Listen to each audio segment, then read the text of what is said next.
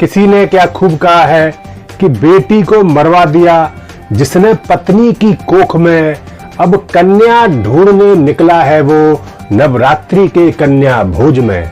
नमस्कार साथियों, जय हिंद। साथियों, कहीं ना कहीं एक बच्ची की मां होना एक बहुत बड़ी सजा होती है। और वो लोग कौन होते हैं जो बच्चियों को गर्भ में ही मरवा डालते हैं।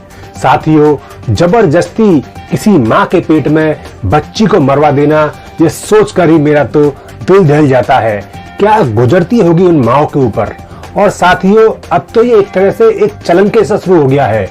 और मैंने इस बारे में बहुत ज्यादा रिसर्च की और सरकार के आंकड़े देखे, तब साथियों मुझे पता चला कि हर 10 साल की रिपोर्ट में अगर आप देखें तो आपको साफ तौर पर यह नजर आएगा कि किस तरह से लड़कियों की संख्या लड़कों के मुकाबले गिरती चली जा रही है। तो साथियों, मोटी बात यह है कि पिछले 30 से 40 सालों में कम से कम 3 करोड़ लड़कियों की गर्भ में ही हत्या कर दी गई है।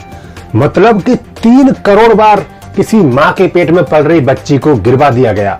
तो साथियों, अब मैं आपको बताता हूं कि यह पूरे भारत देश में कहां-कहां हो रहा है। तो अगर आप भारत देश के नक्शे समझें तो इसमें जहां जहां आपको लाल नजर आएगा वहां यह समस्या शुरू हुई थी। इसमें आप देखिए कि 1981 में यह समस्या भारत के इन इलाकों में सबसे ज्यादा थी और अब 2021 में तकरीबन पूरी भारत माता अपनी बेटियों के खून से रंग चुकी है। साथियों, आखिर ऐसा क्यों हो रहा है? क्यों हम अपनी बेटियों को, अपनी बच्चियों को माँ के पेट में ही मार रहे हैं? और कौन है ऐसे लोग जो ऐसा कर रहे हैं? तो साथियों, अगर आप लोगों से बाहर जाकर जनता से ये बात को पूछें तो वो क्या जवाब देते हैं, आइए मेरे साथ देखिए इस वीडियो में। It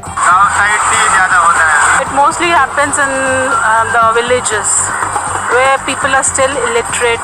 छोटे शहरों में ऑफ कोर्स, बड़े शहरों में पीपल आर एजुकेटेड, पढ़े लिखे हैं। ज्यादा करके तो गरीब लोग ही करते हैं जो मजबूर रहता है। लोअर इनकम वाले लोगों में ज्यादा होता है। The lower class people. Poor family में अनपढ़ लोग ज्यादा। साथियों, ज्यादातर लोगों का मानना है कि यह समस्या शहरों में कम और गांवों में ज्यादा है। गरीब और अनपढ़ लोग इस समस्या की मेन जड़ है। लेकिन साथियों, आपको यह जानकर ताज्जुब होगा, बेहद हैरानी होगी कि सच्चाई इससे एकदम अलग है। साथियों, आंकड़ों में साफ है कि कन्या भ्रूण हत्या की शुरुआत छोटे गांव शहरों से नहीं बल्कि दिल्ली, चंडीगढ़ और मुंबई जैसे बड़े बड़े शहरों से इसकी शुरुआत हुई। और इन इलाकों में गरीब नहीं, अमीर लोगों ने इसकी शुरुआत की, अनपढ़ नहीं बल्कि पढ़े लिखे लोगों ने इसकी शुरुआत की। साथियों, आपको जानकर हैरानी होगी कि चार्टेड अकाउंटेंट, आईपीएस अधिकारी और यहां तक कि डॉक्टर भी, मतलब कि इस तरह के वेल एजुकेटेड लोग भी गर्भ में बेटी को पता करके भ्रूण हत्या करवा देते हैं। और साथियों, अब तो कुछ केसेस में ऐसा भी पता चला है कि जहां पर लोग भ्रूण जांच करवाने जाते हैं वहां के लोग पैसे के लालच में, जो लोकल हॉस्पिटल होता है जहां जांच करवाने जाते हैं, वहां पर पैसे के लालच में वो लोग गलत रिपोर्ट बताकर एबॉर्शन का पैसा बनाने के लिए झूठ भी बोलते हैं। मतलब कि लड़के को भी लड़की बताकर गिरवा देते हैं। साथियों, बहुत सारे जुर्म हैं जो कि हम अकेले कर सकते हैं, जैसे कि किसी का बटुआ मार लिया, किसी का मोबाइल चोरी कर लिया।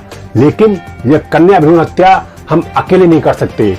इस जुर्म में हमें एक साथी की जरूरत पड़ती है और वो साथी होता है एक डॉक्टर। वह डॉक्टर जो आमतौर पर लोगों की जान बचाता है।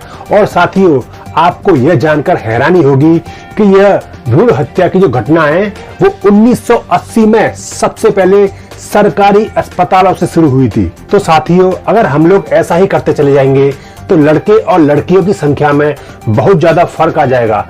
तो जाहिर सी बात है कि बहुत से लड़कों को उनका जीवन साथी नहीं मिलेगा और आने वाले 10 साल में तो ये अंतर कम से कम 2 करोड़ का हो जाएगा। मतलब कि 2 करोड़ लड़के ऐसे होंगे जिनकी की शादी नहीं हो पाएगी और फिर लड़कियों की कमी की वजह से शादी का एक बाजार सा खुल जाएगा। खरीदने वाले होंगे, बेचने वाले होंगे, बिचौलिए होंगे, दलाल होंगे, बोली लगेगी, भाव तौल होगा, पैसा दिया और लिया जाएगा।